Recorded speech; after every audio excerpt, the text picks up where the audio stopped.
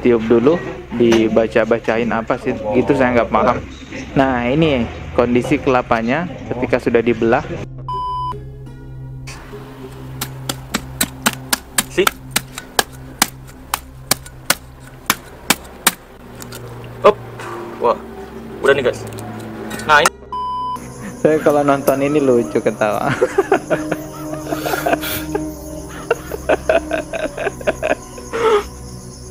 Saya udah nonton sampai selesai nih, jadi saya tahu lucunya gimana.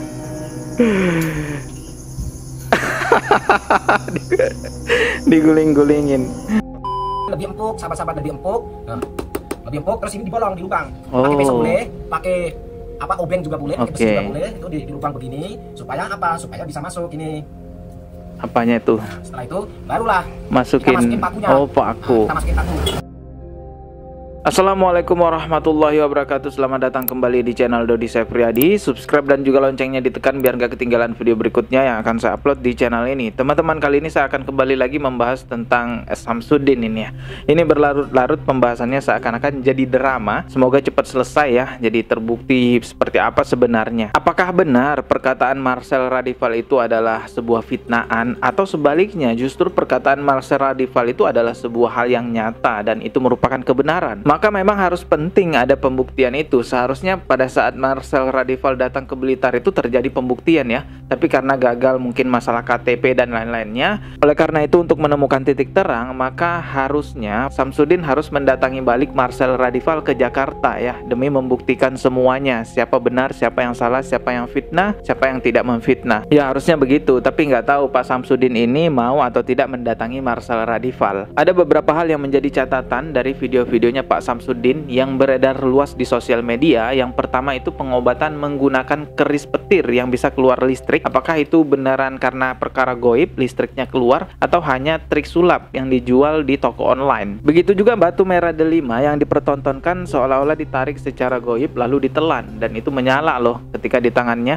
Nah, itu harus dibuktikan apakah secara goib itu ditariknya, ataukah itu hanya permainan sulap yang dijual juga di toko online. Begitu juga dengan batu getar yang katanya bisa buat pagaran dan kekebalan. Ya, apakah itu trik sulap, alat-alat sulap, atau memang beneran itu adalah benda-benda sakti, pusaka-pusaka sakti? Hal lainnya yang menjadi catatan banyak orang mengenai videonya Samsudin ini yaitu pengobatan yang menggunakan kelapa itu. Jadi bisa mentransfer penyakit ke dalam kelapa. Dan itu diklaim pengobatan ruqyah ya. Saya harap juga ada asosiasi ruqyah atau perkumpulan ruqyah Indonesia, apalah namanya, saya nggak paham ya, yang secara resmi ada perwakilan berbicara. Apa benar memang ada pengobatan ruqyah dengan cara mentransfer penyakit ke dalam kelapa seperti itu? Karena itu banyak yang membongkar ya, dianggap sebagai trik sulap saja gitu guys ya. Coba kita simak dulu nih videonya Pak Samsudin ya, yang mempraktekkan ilmunya. Oke, ini saya reaction dari channelnya Ayub Abdullah Anin Anto. Di sini judul videonya Pemindahan Penyakit di Kelapa Muda Part 2. Oke, kita putar ya.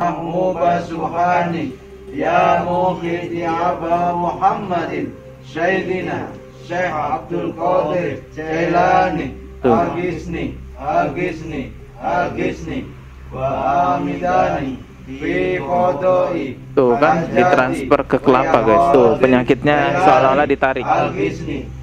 Nah, ditarik ke kelapa. Oke, langsung aja kita lihat kalau kelapanya nanti dibelah itu seperti apa jadinya. Nah, seperti ini jadinya.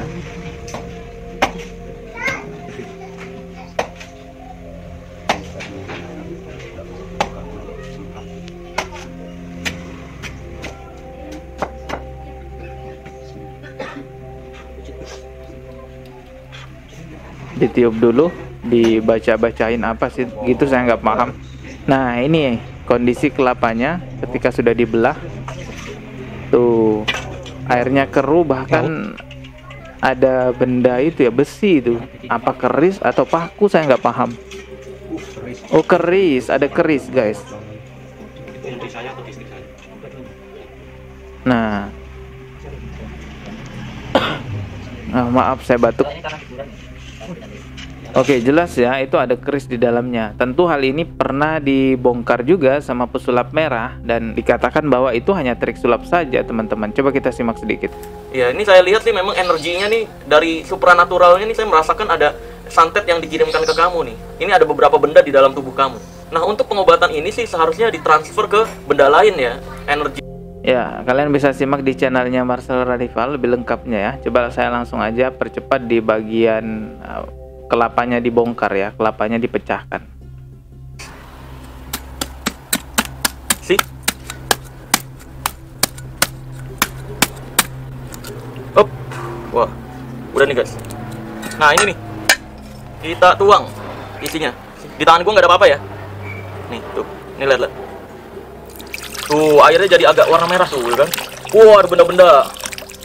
Tuh. Nah tuh, ada apaan tuh?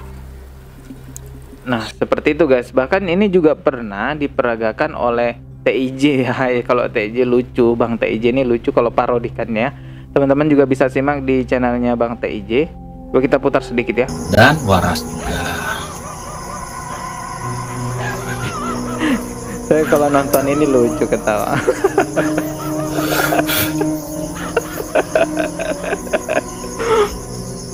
Saya udah nonton sampai selesai nih, jadi saya tahu lucunya gimana.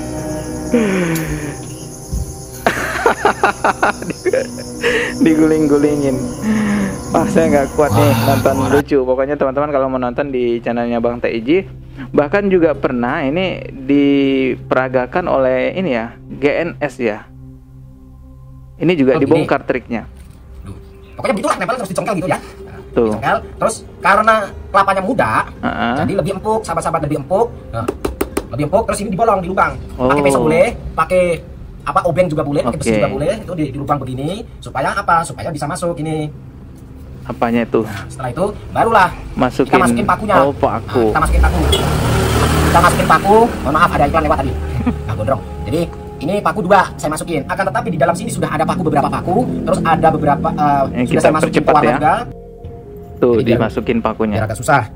Nih. Oh iya. Biar masuk. Terus dimasukin apa lagi tuh? Jadi mohon maaf nanti nggak bisa dimakan ini sahabat-sahabat, nggak bisa itu diminum. sirup Ini kita masukin cairan merah. Iya, cairan sedikit merah. aja karena tadi sudah banyak tadi. Takutnya sirup nanti itu. Sahabat-sahabat. Waduh. Biar sakti saya. Terus habis itu dikasih ini sahabat-sahabat. Kasih apa namanya? Lumpur. Oh, itu lumpur biar dulu. kelihatan keruh ya. Terus lumpurnya dikocok-kocok dulu biar hancur. Oh. Masukin. Kelihatan nggak? Oh gitu. Oke. Kita lihat cara menutupnya gimana ya. Biar nggak basah. Nah, itu. Lanjut ini dilem sahabat-sahabat. Oh, dilem. Jadi di sini dilem. Astagfirullah. Walah kayak gitu ya. Pakai lem itu ya. Terus kita lihat lagi ya, kita percepat. Oh, dipaku juga. Biar nggak lepas. Oh gitu, biar nggak lepas ya. Disembunyikan ya sahabat-sahabat. Oh jadi gitu ya. Coba kita percepat aja di bagian kelapanya dipecahin ya. Nah ini dia.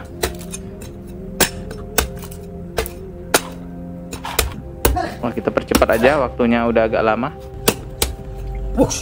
Apa ini? Nah ini nih. Bisa sahabat, langsung tumpah sini, ini buka ya. Tuh kan. Tuh. Oh iya, keruh airnya ya, karena tadi dikasih tanah. Sini. Bau. Ya, seperti itulah ya tayangannya. Nah, itulah yang saya katakan tadi. Beneran nggak itu pengobatan transfer penyakit ke kelapa asli? Karena banyak yang membongkar, ternyata itu hanya trik sulap saja.